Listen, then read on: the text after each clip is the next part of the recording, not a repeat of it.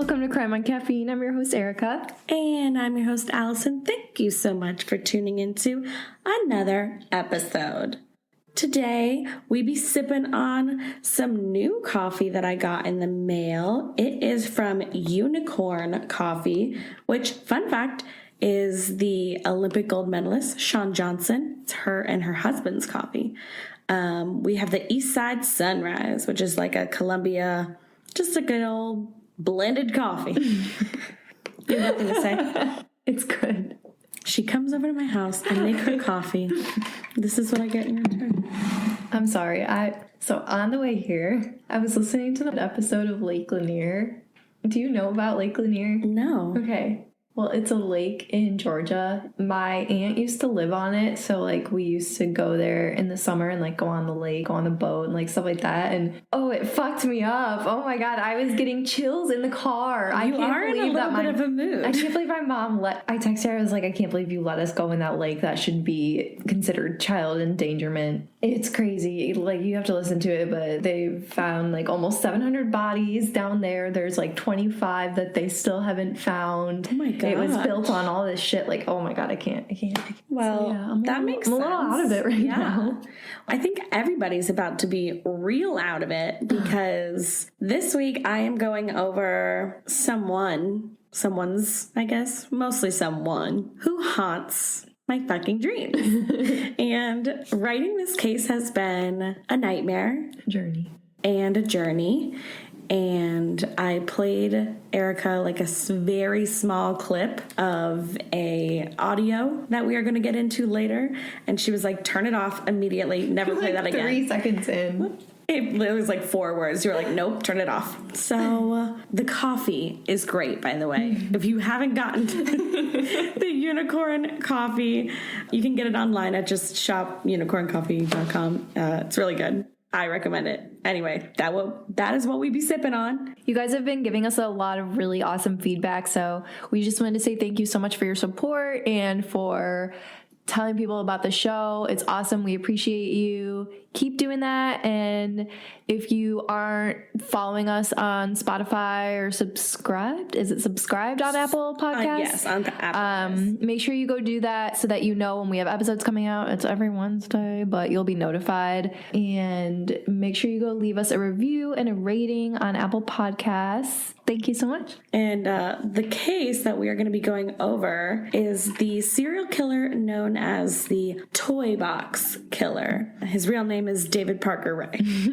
Basically, at first, I'm going to talk about his childhood, kind of give you a background of who this man was. I love it. Why he is the way he is. David Parker Ray was born November 6th, 1939 in Belen, New Mexico. David went through a very neglectful childhood and kind of was passed around to many different family members. His mom and dad were very neglectful and ended up abandoning him around the age of 10 and sent him off to live with a very abusive grandfather. His father did come into the picture every once in a while. He would literally just come in, drink a bunch, beat the crap out of people, and then would leave.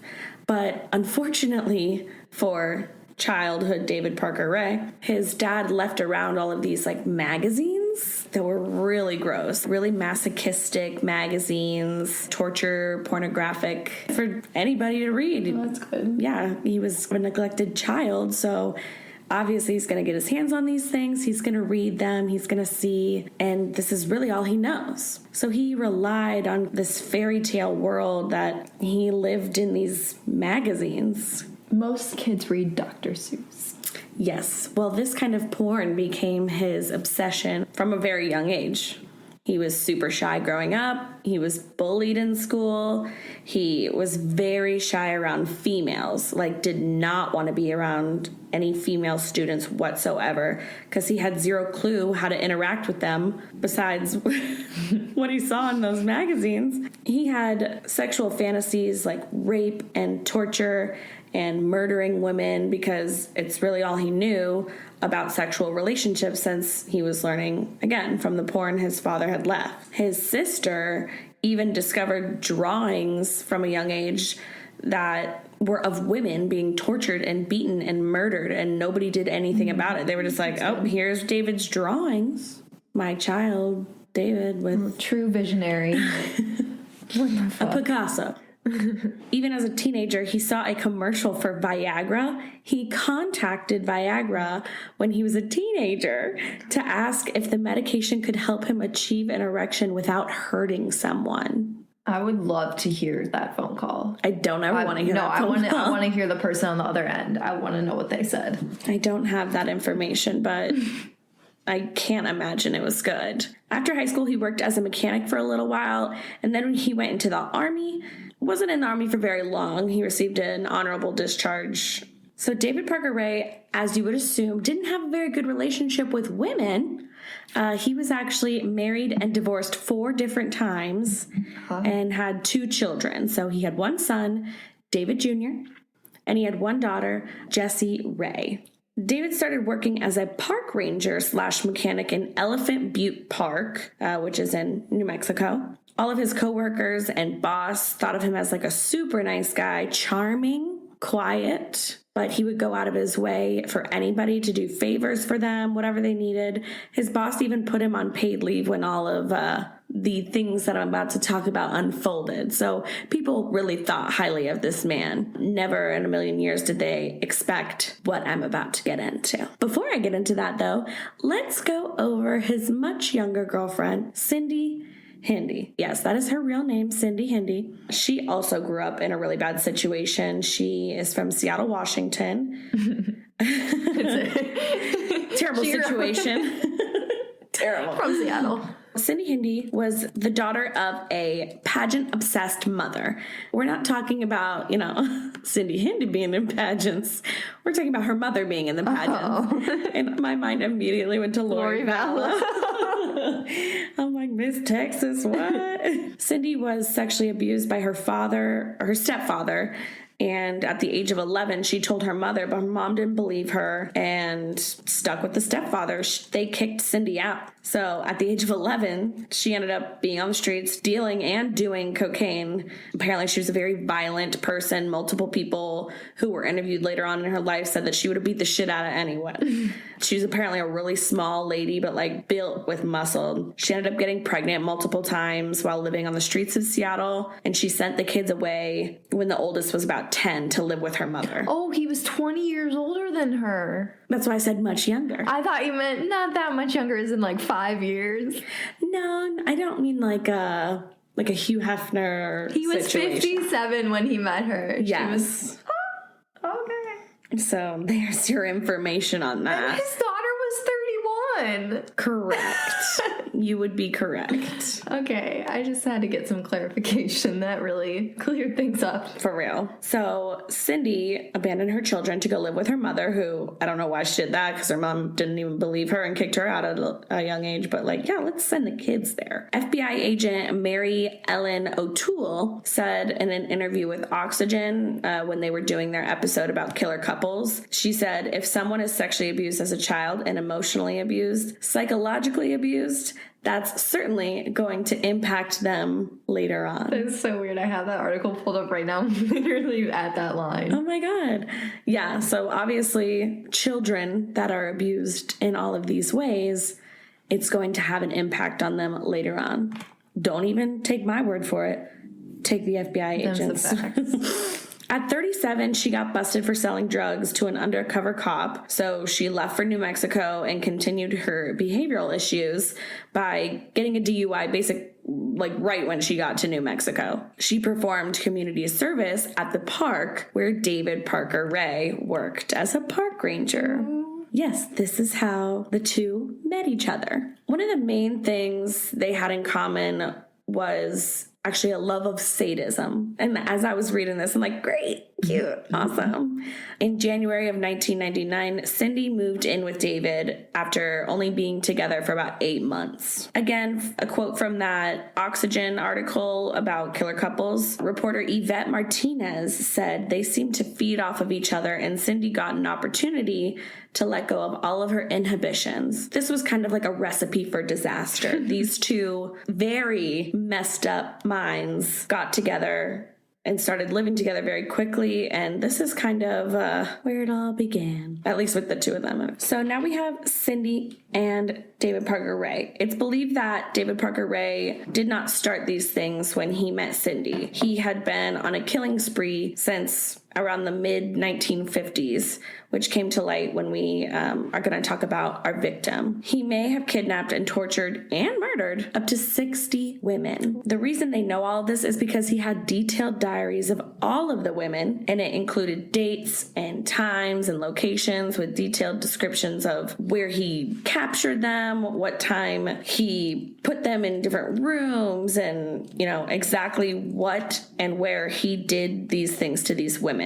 He would write about if he let the women go or if he killed them, but he never wrote where he put any bodies. Genius.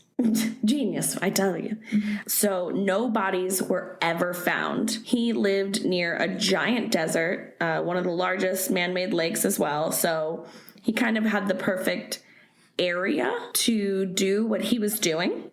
So up until this point, David Parker Ray had been doing this, obviously, as I said, for a very long time and never been caught. I want to talk about how this man finally got caught and the story of the victim who kind of led us to all of this. So on March 22nd, 1999, at 3:22 p.m., a 911 operator in Sierra County received a call. The caller was not responding when the operator answered, so the operator was like, hello, like kept saying, is anybody there? The operator said that she could clearly hear that there was like a scuffle going on in the background. And the dispatcher just kept saying like, hello, is anybody there? Do you need help? And then the phone went dead. So the dispatcher was very unsettled by this. She was like, I need to call this person back. There's clearly something going on. So she called the number back because the caller obviously hung up, and a woman answered who was clearly out of breath and told her that she accidentally called 911.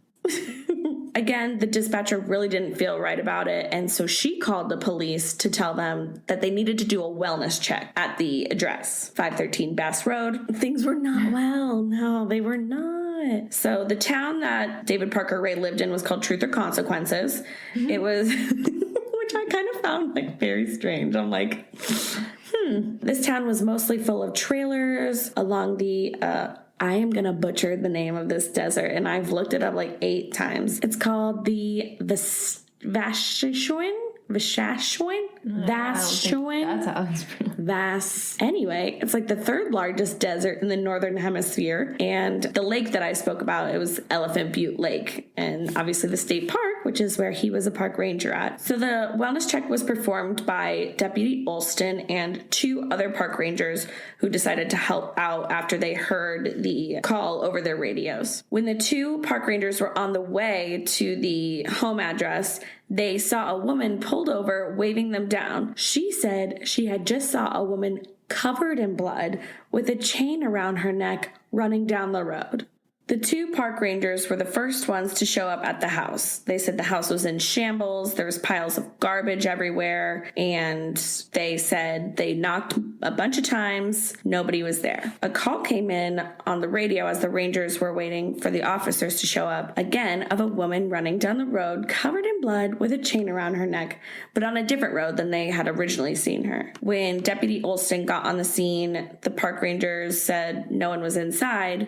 And he was like super confused because he said, okay, well, somebody called 911 from inside this residence. So we have to like investigate further than just knocking and saying like, hello, anybody in here? Yoo-hoo. They entered the home to make sure no one was inside, obviously, that needed assistance. They found that every window was covered in a super dark shade, and the condition of the house was just nasty as hell. There was a bed in the corner of the room with broken glass, a broken lamp, and the mattress was like covered in blood. There was also an ice pick on the floor near the bed, and the bed had shackles on each of the corners and what looked to be like a pulley system attached to the shackles. Yeah. So that was their first kind of reaction to the home. There was also a pegboard, which was like kind of a bulletin board that had DIY torture devices on it. And In a bedroom, there was actually another bed, more chains, and a dresser that was covered in things like muzzles and sex toys and clamps and pliers. There were torturous pornographic photos on the walls. They described these as past the point of BDSM.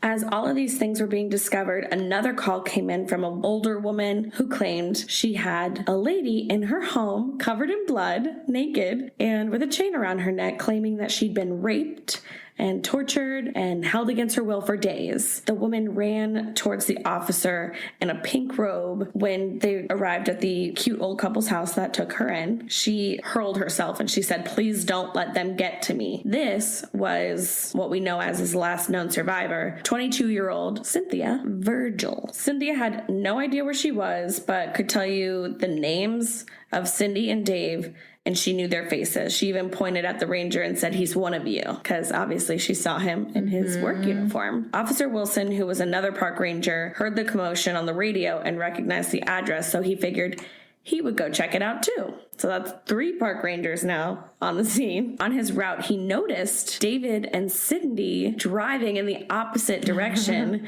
in like a beige RV. So when he got to the property, he saw that there was a giant sign that said David's name on it. And so he called for backup and he was like, "Listen, I just saw David driving down the road in a beige RV. Y'all need to go find him." Obviously, Officer Wilson presumed that they were going to be fleeing at this point, so he was the one to pull them over. He turned around real quick. He said, "Whip." He says, "Skirt." Pulled them over, and then within a couple of minutes, there were a million officers that showed up. David literally laughed and said, "This isn't necessary." What? He got out of the vehicle and... It's no big deal. Yeah, this is not necessary. He got out of the vehicle and was obviously immediately arrested. And when Cindy got out of the vehicle, they noticed that she kind of had a giant gash above her ear. So they arrested her, but they took her to go get medical help. The first person that they wanted to hear from was obviously Cynthia, because she was the victim. It was actually very sad when she was at the hospital. They took her to the hospital, obviously. When she got there, she just kept repeating to herself for 4 hours, "I'm safe here." Isn't that the saddest thing you've ever heard? She hadn't eaten in days, so she couldn't keep anything down, just kept throwing up anything that she was given. I thought this was very telling to the kind of the torture side of it all. The collar that was around Cynthia's neck literally had to be cut off by a maintenance worker because they could not get it off of her. When she took it off, they said she threw it across the room, was so alleviated and upset, and she just took it and chucked it across the room. Cindy was actually at the same hospital for treatment, which why did you do that? They escorted freaking Cindy right past Cynthia's room, and Cynthia just started screaming. She said, "That's her, don't let her in." And Cindy said, "That girl should be checked because that bitch is on heroin." Oh no. So Cynthia did admit that she was once a heroin addict, but she was not on heroin. Cynthia was telling the officers kind of about her life. She admitted that she had lost her mother at a young age and that she used drugs to cope with it.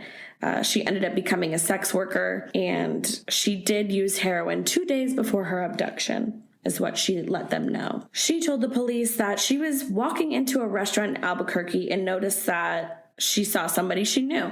The person pointed at an RV, a beige RV, and said that the person inside was looking to buy her services. Since she didn't have any money at the time, she figured, well, I do need some money. I might as well try this out. The man inside the RV was obviously David Parker Ray. Once they left the parking lot, he showed Cynthia a badge and said she was under arrest. And this is when Cindy came over and tried to handcuff her. So she immediately started fighting back, and David kind of got a good hit on her and dragged her into the back of the RV. She continued to fight throughout them, attaching her to one of the pipes in the back of the RV. Cynthia is attached to this pipe with handcuffs. Luckily, she was able to slip off of one of the pipes by tugging really aggressively on it until the screws came loose at the bottom of the pipe. But of course, right when she did this, the vehicle stopped and you could hear her bump into a wall. David's home was 150 miles from where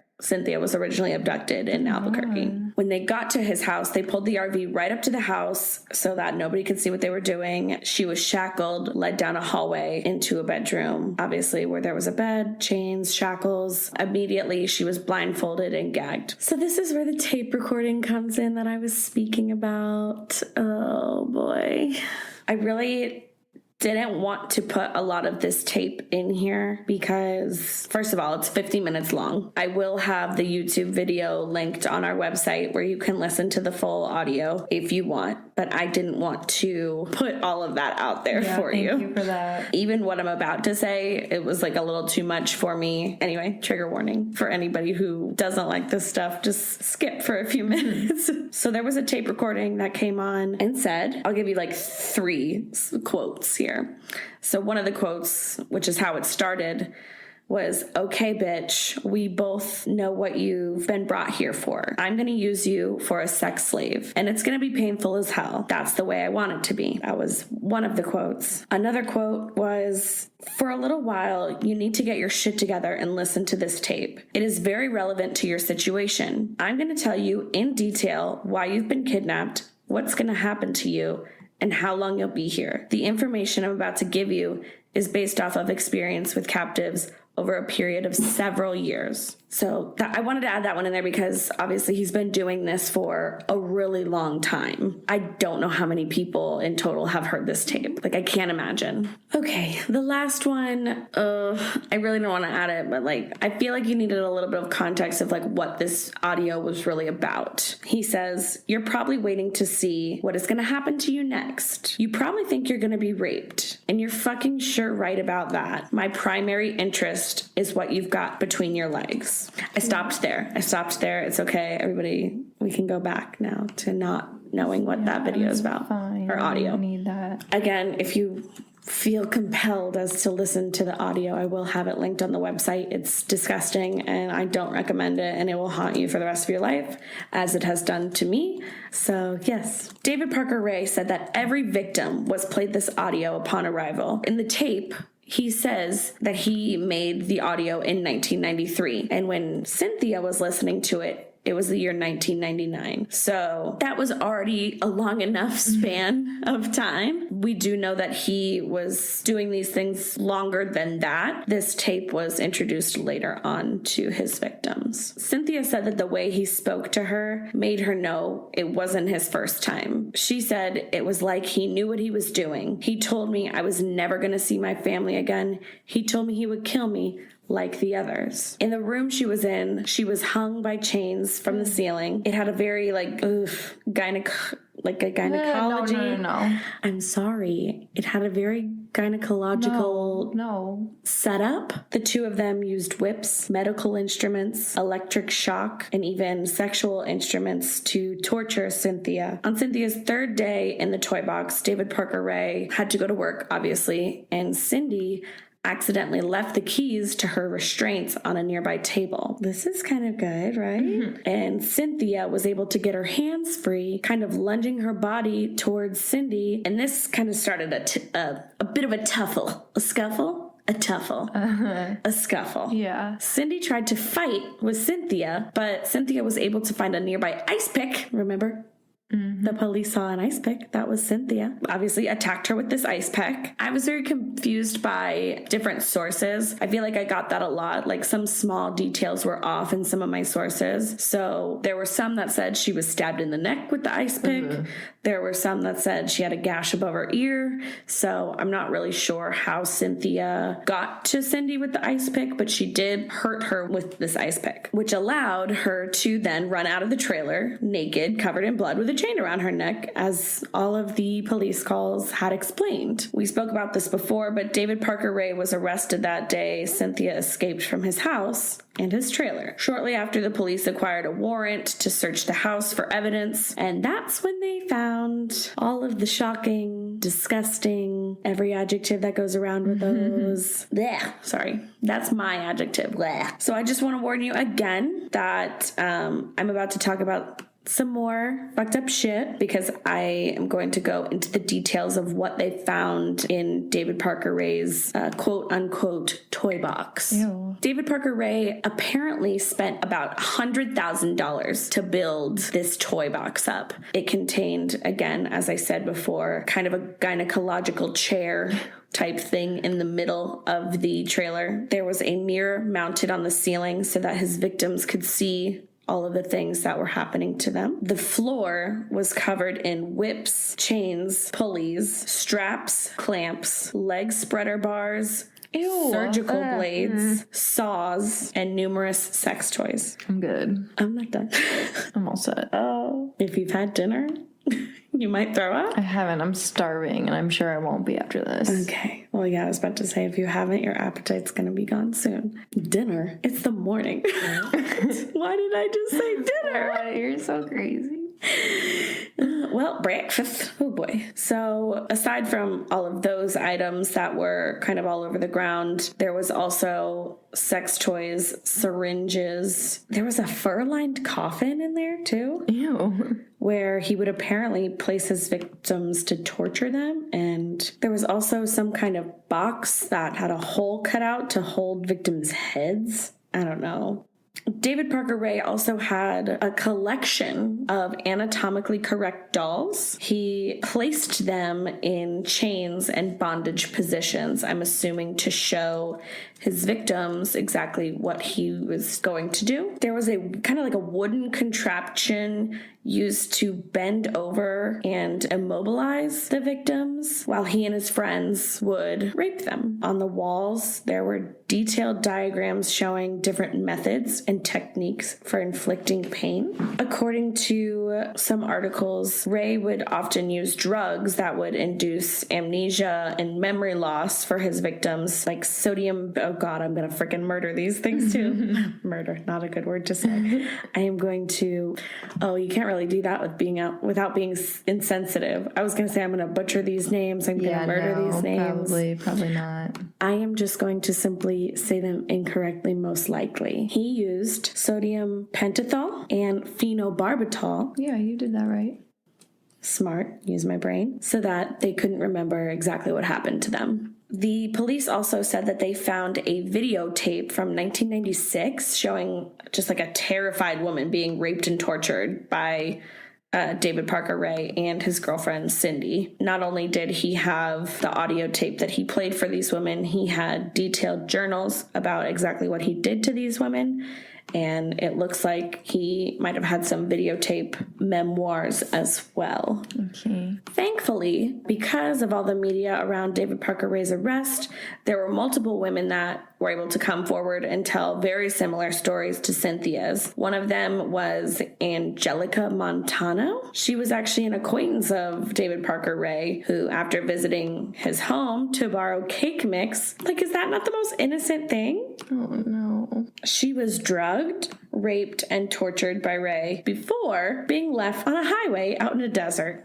So that was one that got away. She was found by police, and then there was like no follow-up on her case whatsoever. Okay. Like, are you kidding me? Obviously, now that the police had more than one person to go off of, Cindy started to talk as well, because I bet you she had a lot to say. Her testimony led the police to discover that David Parker Ray had actually not only been helped by Cindy, but also by his daughter, Jessie, and a friend named Denise Roy Yancey. Yancey admitted to participating in the murder of Marie Parker, who was abducted, drugged, and tortured for days by David Parker Ray and Jessie Ray before Yancey actually strangled her to death in 1997. Jessie was involved mostly in the abduction of Kelly Garrett, which was in 1996. This one's actually very sad. Kelly Garrett had an argument with her husband, so she went to a local bar where she met Jessie. Jessie had roofied her beer at the local bar, and she and her father placed a dog collar and leash on her and brought her to the trailer. David Parker Ray then raped and tortured her for 2 days, keeping her on roofies basically the entire time she was there. After the 2 days, this is another one, how I said before, where like some sources said one thing and some sources said another. So I have two different stories about Kelly. One source said that David Parker Ray slit her throat, dumped her on the side of the road, and she survived the encounter, but no one believed her story. The other one said that due to the effects of the drugs, she didn't really remember any of the events that went on. David Parker Ray actually dropped her off at her home in his park ranger uniform, saying that he'd found her wandering along the lakefront beach. So those are the two different stories that I saw about Kelly and her return back home. Either way, apparently her husband said that, oh no, you actually went out because we got in a fight and you cheated on me, and I'm going to file for divorce. So not only did that poor girl go through all of that, no one believed her, and she got divorced because of it, which was so sad. Since Kelly was obviously on date rape, drugs, roofies the whole time that she was there, she didn't know what happened to her. She couldn't remember anything. She didn't report the incident. Investigators, however, have the audio tapes from her torture. So it is a known thing that she was one of the victims. Luckily, as we heard before, everybody was arrested. Cindy was sentenced in the year 2000 for her roles in the abduction and torture of Cynthia and Angelica Montano, and received a sentence of 36 years in prisons, according to prosecutor Yance. 36 years. This is going to piss you off. I already know it. You're going to be so mad. Obviously, being eligible for parole after serving only half of her sentence, Cindy was released in 2019, according... So she's chilling, right? I haven't heard about anything recently, but that was according to one of the local news stations there, KRQE. So she was released in 2019. I can't fucking believe that shit. Oh my God. So David Parker Ray was sentenced in 2001 to 223 years in connection with kidnapping and other charges involving the two women who said he sexually tortured them at his residence. This is according to the FBI. While David Parker Ray never admitted to any murdering, he did contact authorities in May of 2002 to let them know that he was willing to talk. This is where he said he claimed to have abducted 40 victims, according to the FBI. The toy box killer, quote unquote, air quotes, was ultimately sentenced to 224 years in prison for numerous offenses, obviously including abduction and sexual torture. David Parker Ray's daughter, Jessie Ray, was about to stand trial, obviously, for helping her father kidnap Kelly Garrett. And this is when David Parker Ray actually offered to plead guilty to all the remaining charges in exchange for Jessie's release. What a good dad. Right? Cute father-daughter moment. No, Jessie Ray still received 9 years. You're going to hate this because this is your favorite thing to happen when somebody gets... David Parker Ray died of a heart attack on May 28th, 2002, only 3 years into his sentence. Fucking annoying. Why does this happen? Jean Leroy Hart had that too. Prison sentences for marijuana. 3 years, and then he died of a heart attack instead of serving his 224. The Albuquerque FBI in 2011 released hundreds of images of items that were collected during their investigation of David Parker Ray's trailer. The FBI said that releasing the images of the items would hopefully, because they were like jewelry and clothes, would hopefully let the public see if they recognized any of the items. In total, investigators collected more than 1,000 pieces of evidence, which is crazy. To this day, the FBI, along with other law enforcement partners in New Mexico, are pursuing several leads in the search for the remains of any possible victims of David Parker Ray. They're asking family and friends of missing people to look over the photographs and contact them if they recognize any of these. So we will have the URL on our website. If you're listening to this and any of this sparks anything in your brain, just go look at the images. That's what they're there for. We want to make sure that the remains of the victims are found so these families can have some kind of peace.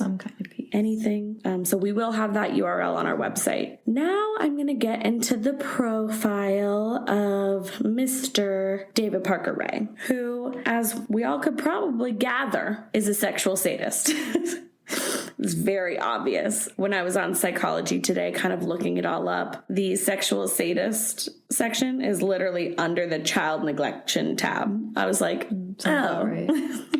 So basically, textbook for this man to be a sexual sadist. I will go over the definition of sexual sadism disorder. It is one of obviously several psychiatric sexual disorders categorized as paraphilic disorders. Paraphilias are sexual interests, preferences, fantasies, as we saw from David Parker Ray's early years, urges, behaviors outside of the normal that are considered symptoms of a disorder only if they are acted upon in ways that could cause distress and harm to others or oneself. As I'm saying, it's like this is very obvious that David Parker Ray fits into word for word this definition. Sexual sadism refers to actually causing pain, humiliation, fear, or some form of physical or mental harm to another person to achieve sexual gratification. This can be seen with everything David Parker Ray does.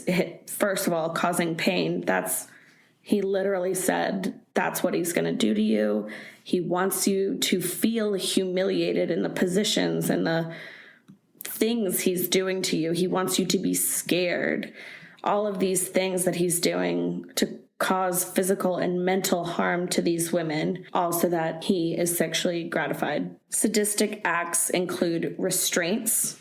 Obviously, we saw that: ropes, chains, handcuffs. Imprisonment, which is what he did. He captured these girls and kept them imprisoned. Biting, spanking, whipping, and beating.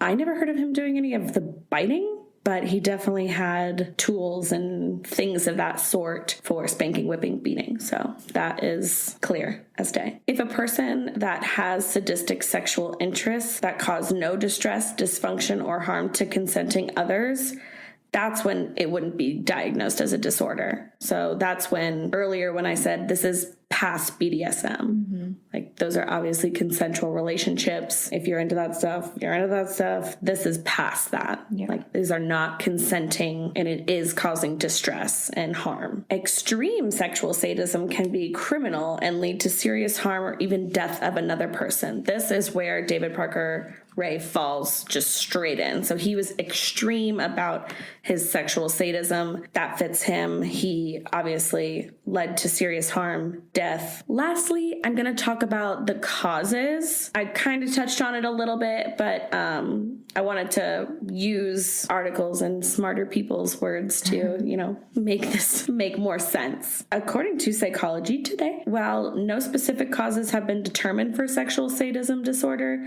there are obviously several theories, which include escapism or a feeling of power for someone who normally feels powerless in a day-to-day life, release of sexual suppressed fantasies, or progressive acting out of sadistic sexual fantasies over time. Other psychiatric or social disorders may be diagnosed along with sexual sadism disorder, though they're not necessarily the cause. So I hope that reading from that article on Psychology Today can kind of help you get a more full circle picture of how his life shaped the person he ended up becoming, and now infamously known as the Toy Box Killer.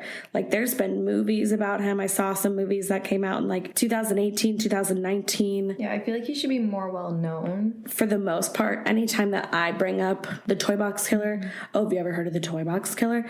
Nobody really is like, oh yeah, I know all about him. Kind of how I was talking about with Herb Baumeister before. It's not the most well known, but this case is literally like I'm done. Like, I can't ever talk about him again. I talked about it for the podcast alone, but like I'll never listen to or talk about this man again because I hate him and he is disgusting and I literally have nightmares about him. But yeah, so I hope I didn't scare you guys too much because I know, fun fact about me, the first time I ever heard about Toy Box Killer, I stopped listening to true crime for about a month. So hope I didn't scare you guys too much. I promise next week I won't be as gruesome, and I'm just sorry about this one. I really am. It had to be done, I feel like, because it is one of those cases that I'll never forget, and like one of the ones I'm like, we're going to have to touch on this. But when we do, Don't want to, but we gotta. yeah. So I'm sorry again. That's okay. Thank you so much for listening. Go follow us on social media at Crime on Caffeine on everything. Head over to our website, and you can now buy us a coffee. If you go onto our website, there's a link right when you open it up. There's a little coffee cup at the bottom. So yeah, help support the show and buy us coffee and give us some coffee recommendations because we're kind of running out of ideas. Yes, I was just about to say that. That's so funny. Obviously, I buy coffee way too much, especially now that we're doing the podcast. All I do is buy coffee. But I feel like I don't know, like, indie coffee. Does that sound stupid? I don't know. No, I know what you're trying to say. You know how, like, beauty brands have, like, indie brands? Yeah. I need some indie coffee brands. Like, don't give us Starbucks Green Mountain K-Cups. Like, we want to know some give us the goods. some hidden gems, if you will. Next week, Erica has another untitled case for me. She's doing this multiple times and it's very rude. It's so much more fun when you don't know what I'm going to do, so you can't look it up. I know, but like it drives me nuts. But I will say, it is more fun for me too to listen to you. But still, I want to know. And this is the second time you did this to me. I'm sorry. You'll know a few. Like the next few after. Okay. So yeah, stay tuned for next week where Erica gives us a surprise. Yes. Thank you so much for listening, guys.